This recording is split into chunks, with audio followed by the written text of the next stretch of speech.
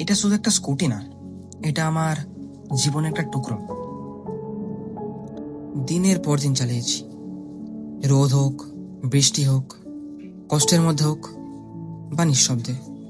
ভেঙে গেছে, শব্দ করে, পুরনো হয়ে গেছে, তবু এটা আমাকে নিয়ে গেছে সব সময়।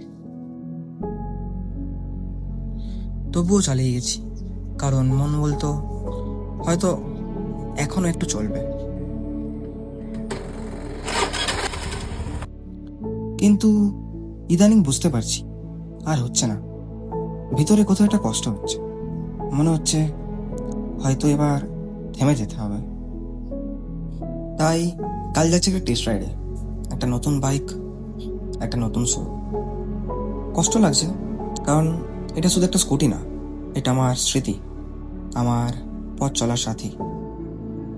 হয়তো এবার এগিয়ে যাওয়ার সময় এসছে। किसी को बुलाना कितना आसान है ना। मतलब अब तो खरीदा भी जा सकता है, पर क्या ऐसी दुनिया में तुम मुझे याद रखोगे हमेशा के लिए?